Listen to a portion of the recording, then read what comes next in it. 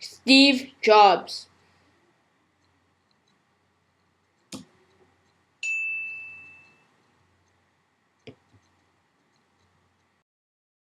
Steve Jobs by Walter Isaacson. Steve's biological parents wanted to put him up for adoption, but they only wanted him to be adopted by college graduates. They had it all planned out. Steve would be adopted by a lawyer and his wife. But at the last second, the lawyer changed his mind. He decided that he wanted a girl instead. So Steve was adopted by Paul and Clara Jobs. Over here you can see Steve's biological parents. He considered his adoptive parents to be his real parents, though. But there are no pictures of them on the web, so I can't show you any. Steve's adoptive parents were Clara and Paul Jobs. They wanted to adopt Steve, but Steve's biological mother refused to sign the adoption papers. She refused to have Steve adopted by non-college graduates. She also said no because Paul Jobs hadn't even graduated from high school. She relented many months later under the condition that they would promise to send Steve to a college.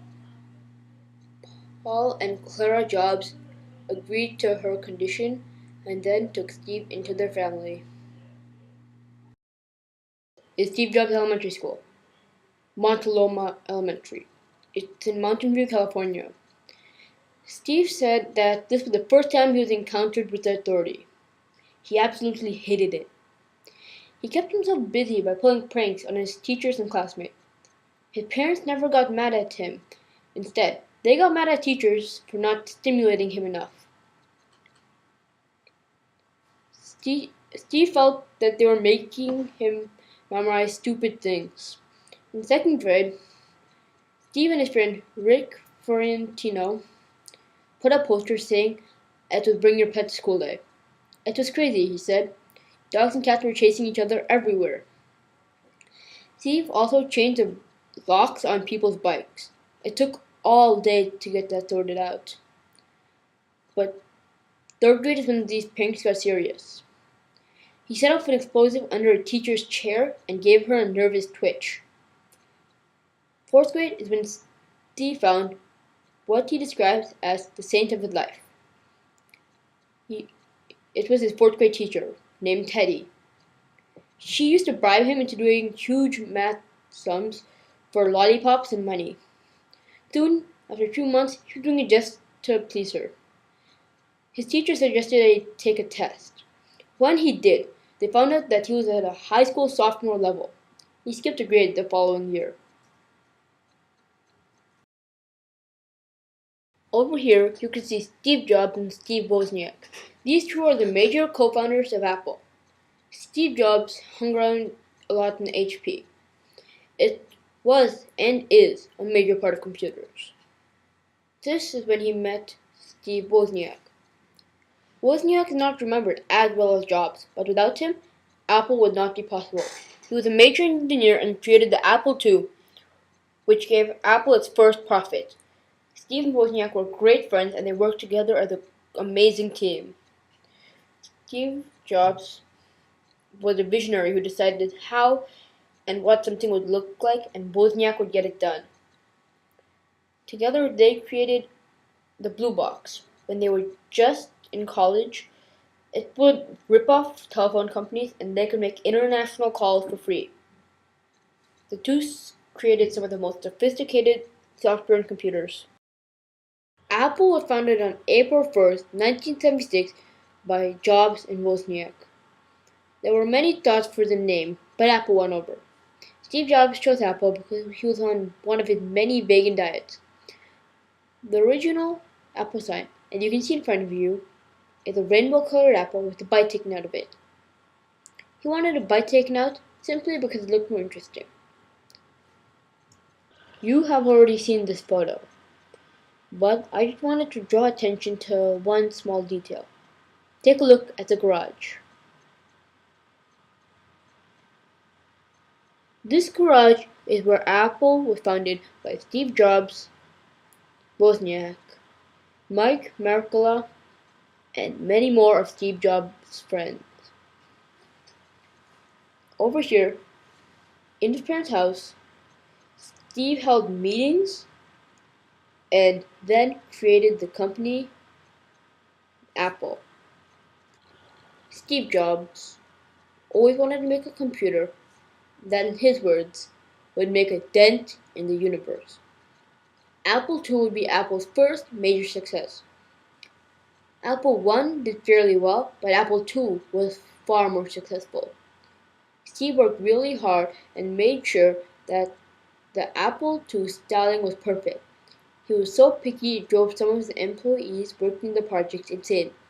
No matter how hard the employees worked, Steve always found some flaw. He complained that the borders on some of the buttons were either too thick or too thin. His employees had to make a software where Steve could modify the calculator to his own taste to satisfy him. Steve even complained how certain edges weren't curved enough. Although Apple II was successful, Steve wasn't happy. It was mainly regarded as Wozniak's invention. This made Jobs strive even harder to make a machine that would make him shine. Flash was Jobs' favorite creation. He had only hand-selected engineers that worked very hard. Jobs had to make everything perfectly styled and convenient. Even the motherboard, which no one could see, was neatly and perfectly styled. It was convenient because you could just draw on it using paint, and when all you had to do is plug it in when you got it from the box. Used Sony's chips to add extra memory to the computer.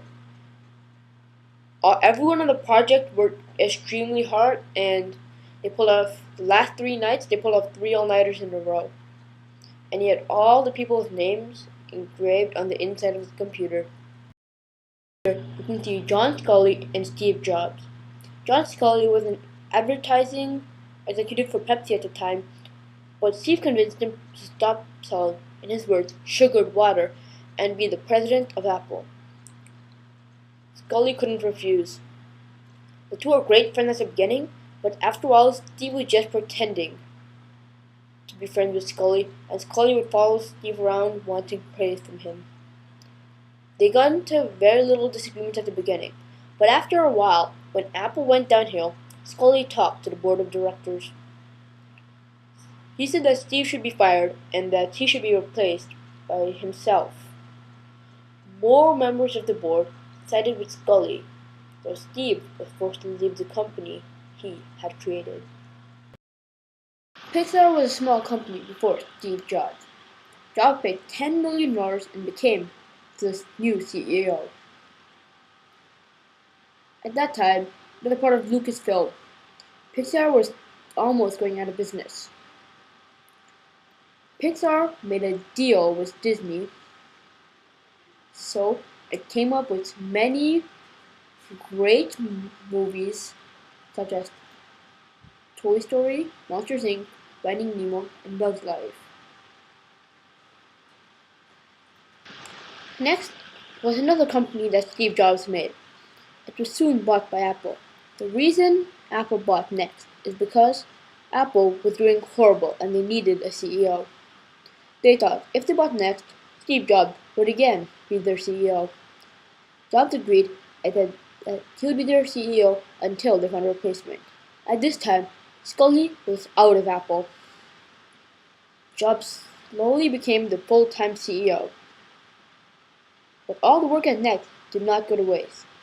The OS X Mac uses today is created by Next. It is the graphical user interface we use today. You can see a lot of the iPod generation. Steve Jobs is the one individual that made this possible. Music was really popular, and CD sales were higher than the American population. Apple decided to make iTunes and the iPod. iTunes was an easy way to download all music, and the iPod was an easy, portable way to listen to it. Steve Jobs enjoyed listening to Bob Dylan songs. The original price for the iPod was $400, but the price later fell to $200. Steve Jobs was diagnosed with pancreatic cancer. He thought the root cause was in 1977 when he was trying to run both Apple and Pixar in the same year. He thought it was the huge stress, but stress has never been proven to cause cancer. Pancreatic cancer is almost incurable. Steve did not want surgery and he tried to cure his cancer by dieting for a while. After all his friends and family coaxed him to have surgery, he finally relented. Steve was unconscious when they looked at his pancreas through the microscope. But Steve's wife, at that time, saw the doctor crying. He was crying because Steve had a really rare type of pancreatic cancer that might be curable. Steve was cured for the time being. Over here, you can see Steve Jobs holding and introducing the original iPhone. This phone was great because it had a built-in iPod which you could carry around wherever you want. It also allowed you to download apps. It was one of the first touchscreen phones and Steve Jobs was the brains behind it. The iPhone was the first phone without a physical keyboard or buttons and even had the first glass screen. Here you can see Steve Jobs introducing the original iPad. The iPad was originally supposed to come out before the iPhone, but Steve Jobs decided it would be easy to make a phone, then model a tablet after it. On April 3rd, 2010, the iPad was released. Some people had been camping outside the store for days. The iPad is a bit larger than the iPhone and has larger memory. It is also much faster. Steve Jobs died at his California home around 3:00 p.m. on October 5th, 2011. He died of a relapse of his pancreatic cancer, peacefully in his sleep. His funeral was on October 7th, 2011. Flags in Disneyland, Apple headquarters, and even Microsoft headquarters were ordered to be half-mast. Steve Jobs had left the world after 56 years.